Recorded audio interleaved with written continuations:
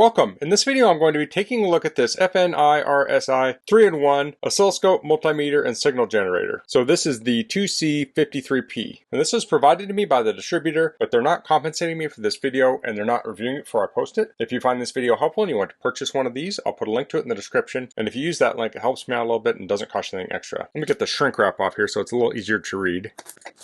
So this is 50 megahertz dual channel. It says 4-bit half-true RMS value, intelligent anti-burning, 4.3-inch touch display.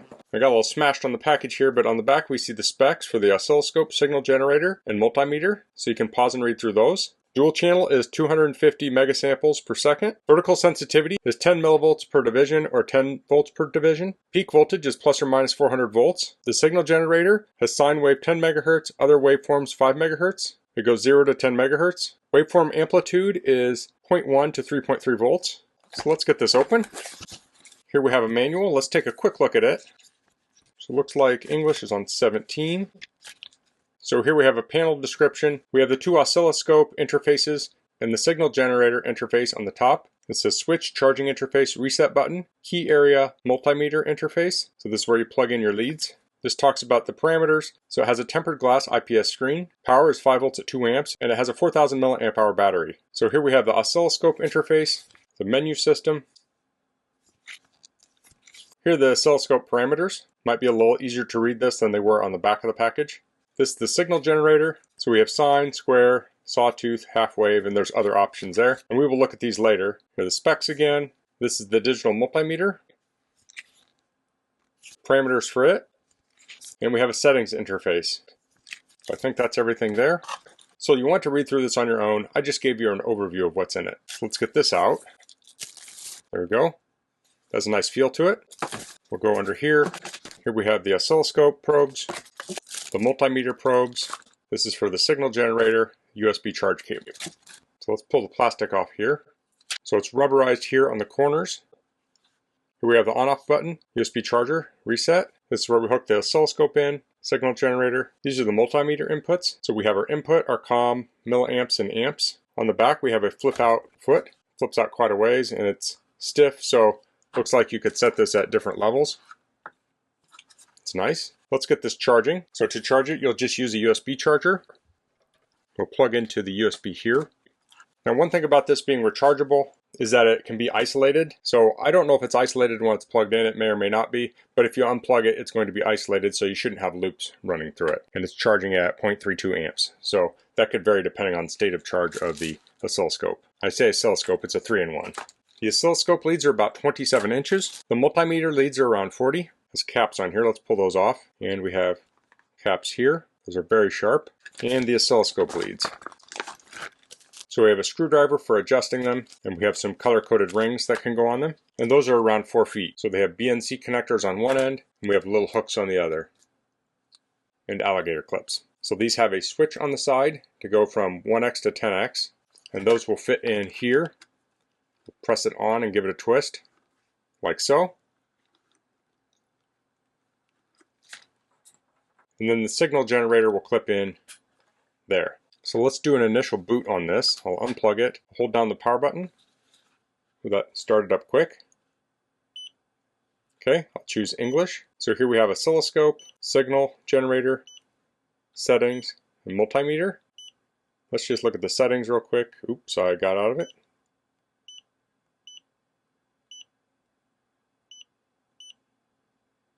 So we have brightness, sound, theme. I feel like I should have a blue theme with a blue border. We can start up on nothing, or we can choose which option we want. It has auto shutdown, USB sharing, then about and factory reset. Okay, let's go to the multimeter. Okay, so it's showing on the right side here which probes to plug in. So we can plug the red in there and the black in here. Let's go to gear here. Let's change it to amps.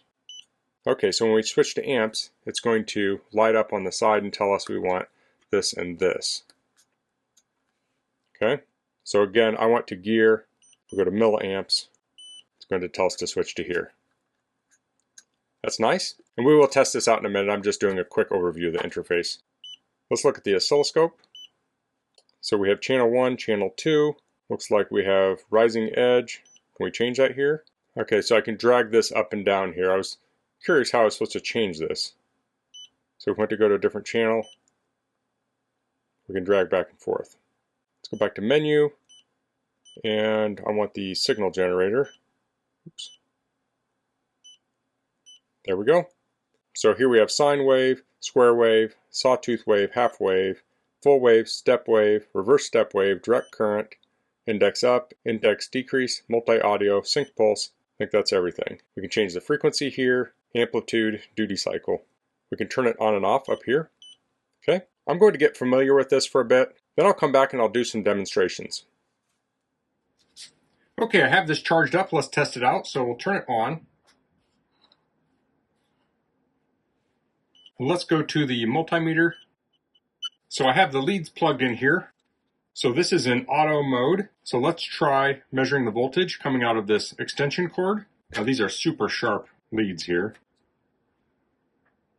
So we're getting 120 volts. So you can see it lists out, it says 120.84 volts. And then we also have the kind of graphic meter here. There's a min-max here. Don't see anything there. But we can save the value by hitting this save. So we could save that over time. Let's just immediately switch to this 9-volt battery. So here we're getting 9.2 volts. So it automatically detected that I was using AC with the plug and DC with the battery. Here's another battery.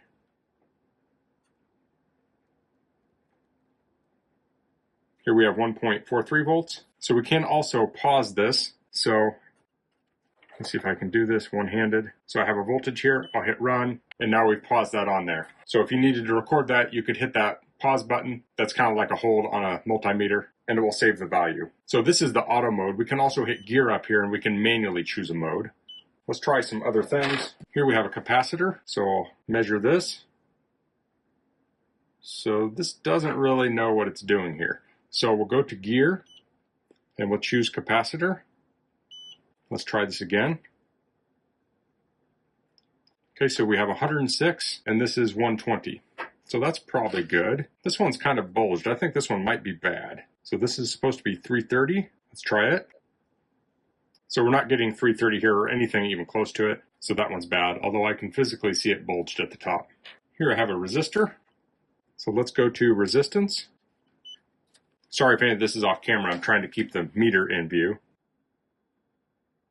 So we have 0.6 ohms there. And here we have a diode. So let's go to diode. That's combined with continuity. So this is on the diode mode you can see there. So let's try this one direction. We're getting nothing. Let's try the other. We're getting voltage. So we know that's working. Let's try continuity. So that works nice. Looks like this has the ability to measure resistance. Let's try that. So continuity does measure resistance also. So as I mentioned earlier, if we're doing milliamps or amps, it will tell us to move the leads to these other terminals. But I'd say that's pretty straightforward to use as a multimeter. So if we hit function, that doesn't do anything here. Auto just takes us back to auto mode, and home will take us out of here. So next, let's switch to the signal generator. So I'll pull these out. We'll connect this up. And here I have a Bluetooth speaker. I'll turn it on. And this has an auxiliary input, so I'll plug that in here. Audio in. And I will clip on to that here. So I'll clip on the sleeve and the tip. So we're currently set up by default to do a sine wave at 1000 Hertz. Let's tap on amplitude. Let's lower this to 2. Now we can also drag the little slider. So let's start this. We can hit start up here, but it's probably easier to hit it down here. So I'll run this. Let's change the frequency to 2000. Oops. Let's go to frequency. Let's change that to 2000. Okay. Now we're at 500. Let's do square wave. Sawtooth wave. Half wave. Full wave. Step wave. Reverse step wave. There's direct current. We don't want that. Index up. Index decrease. Multi-audio. Sync pulse. So it has lots of different options here. And of course you can run this into your circuits. I'm just using it with a speaker for demonstration purposes. So this can be used with the oscilloscope. So I have it set up for sine wave 500 Hertz. So let's go into that next. I'll hit home. I'll hit menu. I'll open up oscilloscope. When you're in the oscilloscope, you can turn on the signal generator up here. So that will turn it on to the last settings you had it on. But let's attach probes. So I'll screw the BNC connector in here. Let's just start with one channel. So the channels are here and here. So I'll go to channel 2 and I will turn this off. So we're just working with channel 1. And I will take this and connect it up here. So I'll take my alligator clip for ground and connect it to the sleeve. I'm just going to connect to the other alligator clip and then I'll hook on to the tip. So I'll start the signal generator and I'll hit auto. So there we have a sine wave. So it's a 500 Hertz sine wave. So we can go here and change this if we want this to be shorter. We can change the voltage to 1. So I'll scroll this up a little bit. There we go. Let me change that again. That's 2 volts per division. Let's go the other direction. Okay, so now we're clipping. So that looks nice there. Then we can change the time base here. So I'll just tap on that. So now we're at 1 millisecond. So we have this nice sine wave here. Let's say we want to take a picture of it. We can hit function, save. That will save the image. Now if we go over here to the right, we can go to image and we can view that here.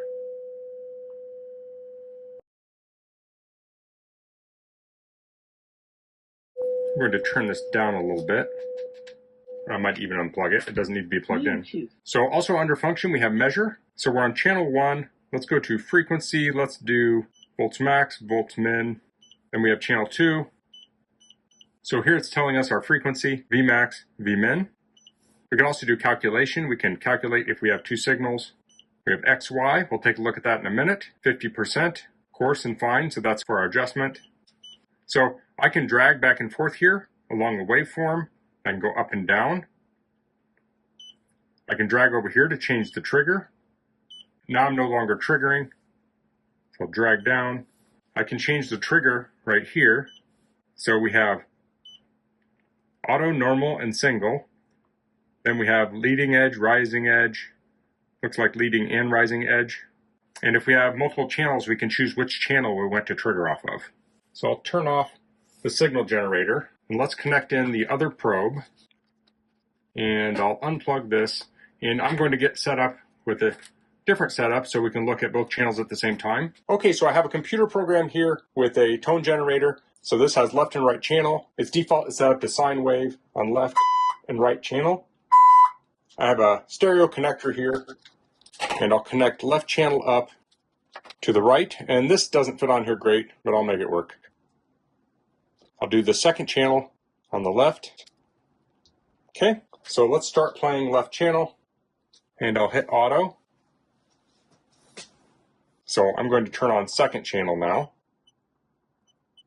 And I'll hit auto again. And let me start it up. Let me do this. There we go. So now we have 2 sine waves. So let me zoom back in on the oscilloscope here. So let's change the right channel to be 1001 Hertz. So you can see it's triggering off the top channel. Let's change this now to trigger off channel 2. And you can see now the top is moving. Let's change that to 2000. So now it looks static, but you can see it's twice as wide as channel 1. Let's do 1500. We can see it's moving. Let's do 3000. So it's measuring that at 2.99. And this is not scientific equipment here, obviously. Let's take that back down to 1001. Let's change the wave to a square wave. So there's the left channel, we have a square wave, right channel, also a square wave. Now that's not perfectly square, and I don't know if this needs to be calibrated, but this is outputting from audio from a web page, so it may not be super accurate. Let's try triangle wave and sawtooth. that triangle look really good. Let's go back to it. So we can change the time base on here. There we go. Back to auto. Let's up the frequency. Let's go to 10,000 Hertz. Let's go back to 1000 and let's have a little fun. So I have both of these at 1000 now. Let's go to sine wave and let's switch this to XY. So this is going to plot on an XY axis. Let's hit auto.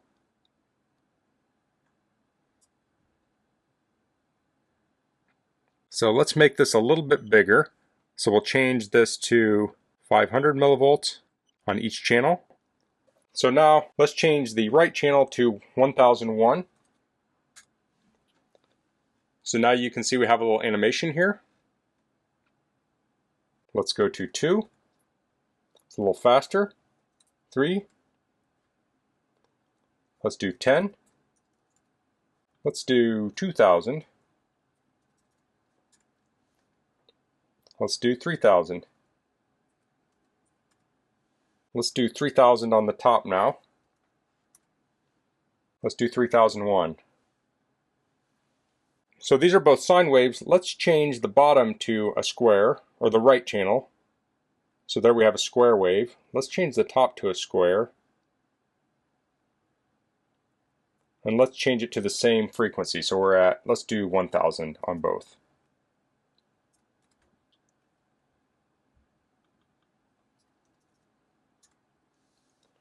So there we have square. Let's try triangle.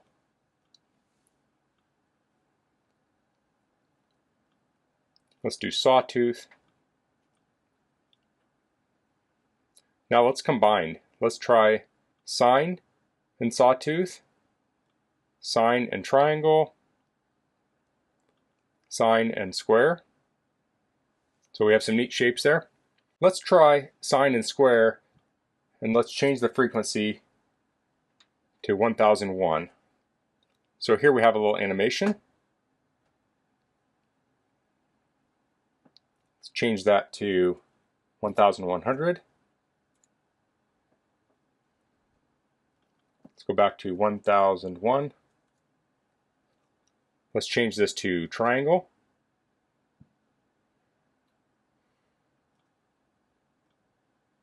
And here's sawtooth.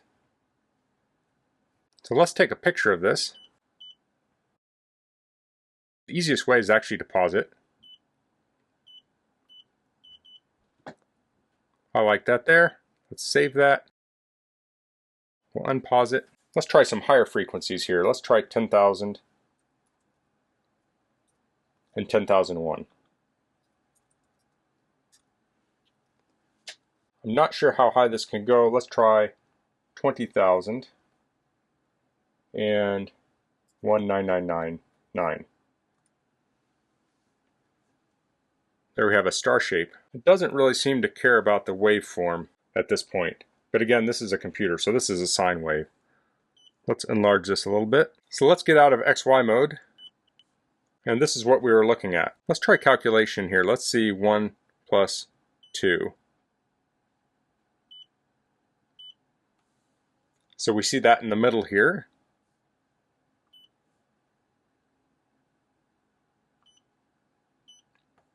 Let's try 1 minus 2. 1 times 2. 1 divided by 2.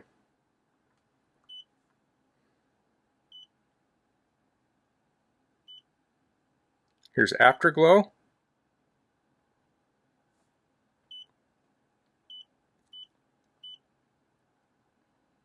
Let's try 1 plus 2, and let's change 1 to a different wave type. Let's try square.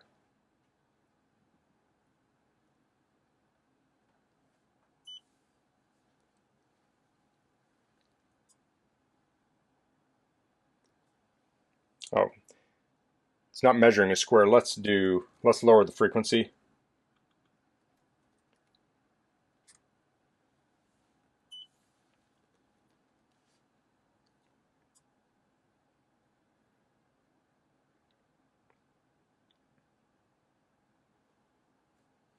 So having a 2-channel scope opens you up to doing more complicated things than you can do with a 1-channel scope. Of course, the stuff I did here is mostly for fun, but this could even be used for learning about waveforms and such. So that was the FNIRSI 2C53P 3-in-1 oscilloscope signal generator multimeter. This thing tucks a ton of features into a small package. This would be great for doing diagnostics on a car. You can use the oscilloscope and multimeter functions. You could work on audio equipment. You have a signal generator there if you're testing amplifiers and such. Of course, this would also be great for hobby electronics. This takes up very little room, so if you don't have a lot of space to work, you can use this for all of your different needs. I really like that this has 2 channels on it. It gives you more capabilities. I found the screen on this super easy to read. The interface was very responsive. When you click on the buttons, it goes back and forth between things very quickly.